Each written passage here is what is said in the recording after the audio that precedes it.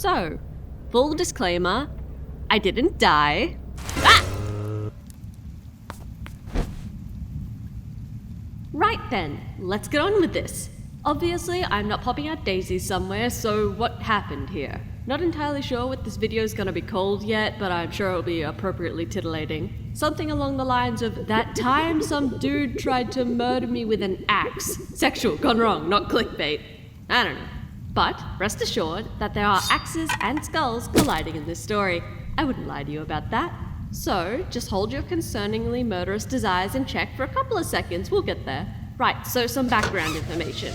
As a youngin', your girl was part of Cub Scouts. Not sure what Scouts is like for our neighbours abroad, but for us, it was a boiling pot of teenaged angst, poorly thought out shenanigans, and gross negligence.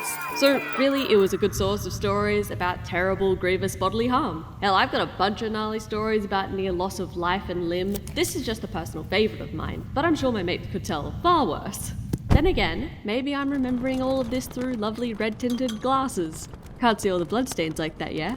I like to believe that our scout leaders were, in all reality, very responsible and passionate, and it's just that my tiny gremlin mind couldn't process it while scuttling around on all fours like a feral wombat. What are you doing up there? Get down! Yeah, they were definitely very caring and concerned with our well-being, I'm sure. Don't do anything stupid. The paperwork for your death alone would bore me to tears. God, I love this place. Now, this might sound absolutely abhorrent to you, or like a child's paradise, depending on what sort of childhood you had, really. But you best believe it was a considerable step up from where I started. Because, believe it or not, I actually started out in... Girl Guides. For my fellow Aussie tomboys and other scout kids, you might have felt a little chill run up your spine just then. Maybe a swell of vindictive glee or a sense of rivalry if you ever happened to share a campground with the Girl Guides. And don't worry, we were right there with you. And for those of you that might not understand why my fight or flight instincts are getting set off by some cookie-selling lasses, well, I won't get into it too much, but let's just say it was no place for a young gremlin to fit in. Actually, come to think of it, there may have been some cult stuff involving a mushroom in there somewhere.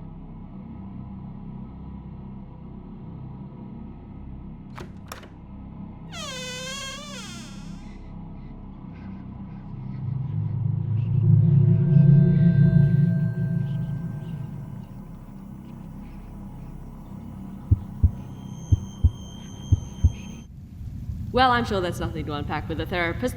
Moving right along. But we're not here for that. We're here for my stupidity and near-death experiences. Now that I've given you a brief overview of what my scouting experience was like, let's get to the meat of the matter. The matter being an axe and the meat being my brain. Being scouts and all, we went camping a bit. Comes with the branding, you know? For this particular story, the camp that we were heading out to was on some land that one of our leaders' families happened to own, and they'd let us use it for adventures here and there. I'm pretty sure there was actually some financial reason behind using family-owned land and not a real camping site, but that aside, it was great! Lots of open fields, bordered by a thick bushland you could just get lost in. Like really lost in. Like lost a lot in. Ah, damn it, where the hell did Barb go? Ah! Oh. Christ, Barb, get down from there! Fortunately, you could always hear the sound of a car horn travelling over the ground, signalling it was time to get back to camp. You could usually find your way just by following that noise. It was actually a really annoying noise, come to think of it. Still, I have to like it now, as it usually meant a return to food, warmth, and safety. I'm sure that's not foreshadowing anything. Anyways, on camps like this, we're expected to take care of ourselves, make our own fires, cook our own meals, that sort of thing. For example, some of my favourite things we did was boiling water in a big metal barrel for food and drinks, as well as letting the water that we'd shower in heat throughout the day in this big black bag hung from a tree that was heated with the power of the sun. And you best believe your bitch wasted all that water. Sorry, not sorry, guys. In short, practically it was luxury compared to the back in my day stuff my dad always harped on about. Look, Dad, I'm sorry I didn't crawl through the underbrush with a hunting knife in my mouth and nothing but flint to start a fire with the wood that I chopped down with my own bare hands. I get it, I'm weak shit.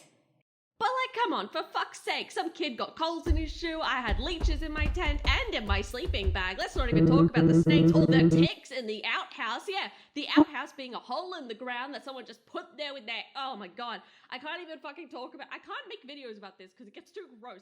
Dad, validate me, damn it. Well, gushing about my childhood aside, let me explain what happened. What I remember of it anyway.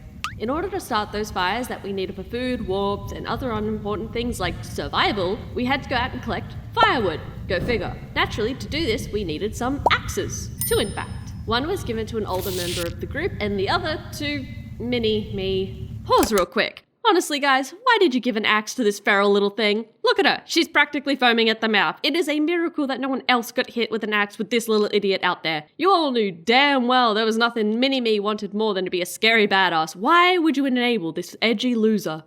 That aside, so I'm out there doing my job, hacking away at a fallen tree and feeling ever so happy to be useful and asserting my perceived dominance by adopting a somewhat violent chore. Before quickly realizing that I had been bamboozled into doing hard labor by having my ego pitted against me.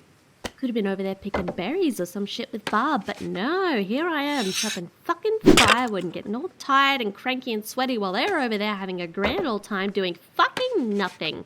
This is crap. Why did I even want to do this again? Huh?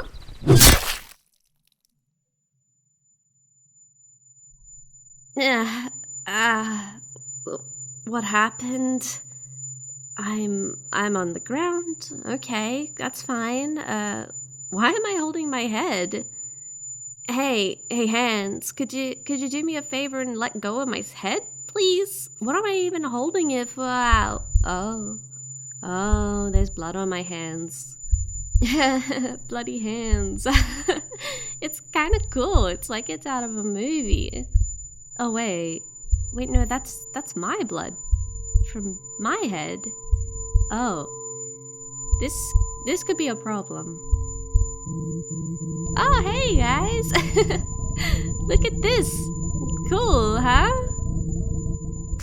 I was eventually gathered up off the ground, and my memory is fairly spotty on what happened between that and the scout leader poking around my head to see how bad it was. 3 guesses as to why my memory's not great of the occasion. Lucky for me, it was actually only a small gash. The corner of the axe had hit me rather than the flat of the blade, and while it was a little bit deep, I hadn't taken too much damage. And as you'll quickly learn with scouts, if you haven't lost a limb, they ain't taking you to fucking hospital for anything.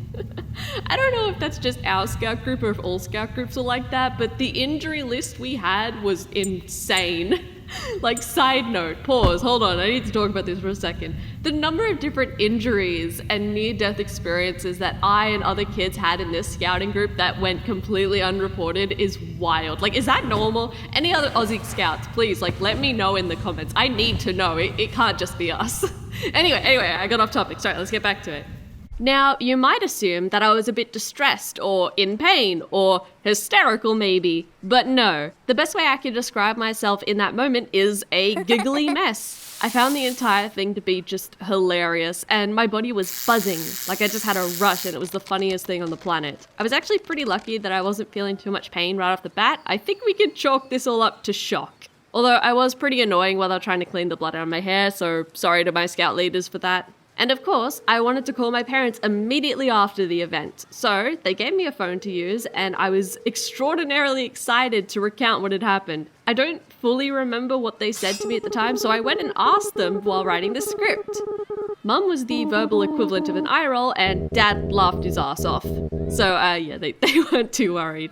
After that, I was left a bit dizzy and confused as the high wore off and the headache came creeping in, and of course I wasn't allowed to play with the other kids for the rest of the night. Just as well because a friend of mine actually ran into a barbed wire fence not 3 hours later. He's still got the scar from it on his forehead to this day from what I hear. Good times all around essentially. And hey, after that I got a longer shower to help get the blood out of my hair and got to sleep in the next morning till about 11, which by scout times is basically the next night. Though the scout leader did then shout at me to get up for being in there too long, so you know, take that as you will. So this is where the story should end, right? It's all pretty clear cut what happened. Well, not exactly. Let's rewind for a second. Remember I said we had 2 axes out that day? Now, for the longest time, I thought I'd somehow managed to hit the tree I was cutting wrong, and have the axe rebound, turn, and strike me on the noggin. Trust me, I was as amazed at my skill for stupidity as you, but I figure if anyone could get recoil damage from using a goddamn axe, it would be this fool here. However, as I got older and we told this story a few more times, there started another theory. A darker theory.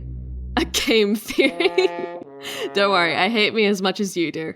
You see, the other kid that was out there with the axe was, let's say, a bit of a troubling case. Now, despite their reputation, I still think it would be a little far-fetched to just straight up accuse them of anything malicious. They were just a kid after all, probably like 15 or 16 at the time, so surely it had nothing to do with them. Except... hey, what are we doing out here? So, I heard that you liked me. Not particularly, I mean... Are you scared of me? What? No, not at all. You're not that cool. I mean... Do you know I could kill you out here?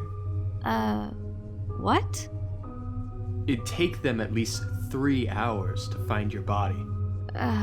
Maybe 4, if I dragged you far enough.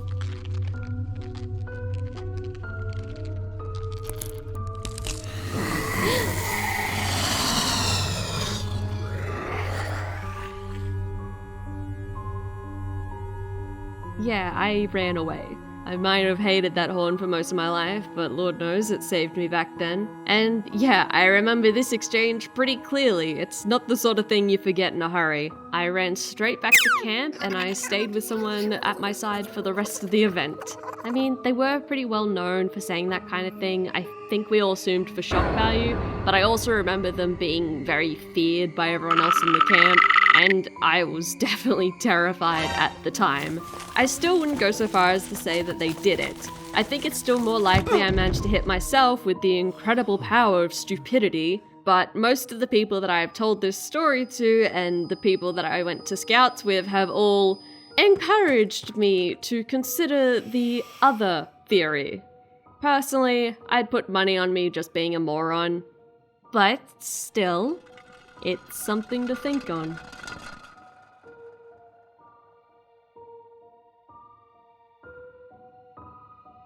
Enjoy Spooky Month, my guys.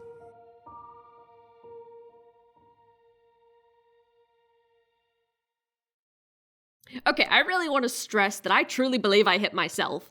The theory has gained a little bit of traction over the years. I once told this story to my creative writing class in second year, and they were the first group of strangers to really rail me for the details and come to the unanimous conclusion that it was the other kid. It was a creative writing class. We were all messy bitches at the expense of some, rationality. Anyway, my dudes, that's my story of the day, and hell, maybe I'll talk more about scouts in the future. A little gold mine of injuries and mishaps, that one. Also, I wanted to thank Katie again for doing the audio for this. She is a fucking gem. You probably noticed that I've been hitting her up for audio a lot recently, and I have no plans to change that.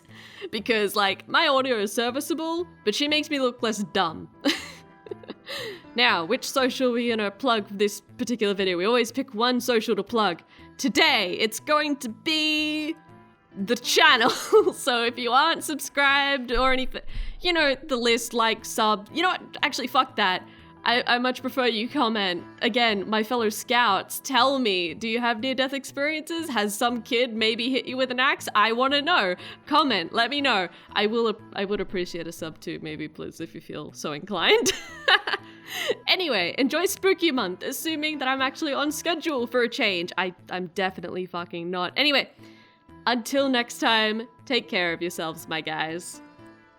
I also wanted to jump back in here real quick with some quick makeup audio. I want to thank my patrons for dealing with my dumb ass on a consistent basis and allowing me to do ridiculously long and difficult projects like this. This took forever.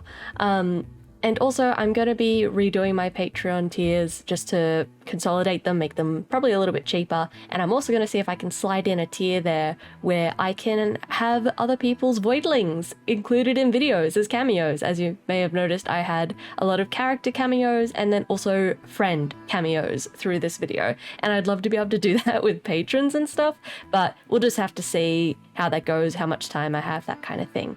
Anyway, I will actually leave you now. And I did get it out in time for Spooky Month, so enjoy Spooky Month, my guys.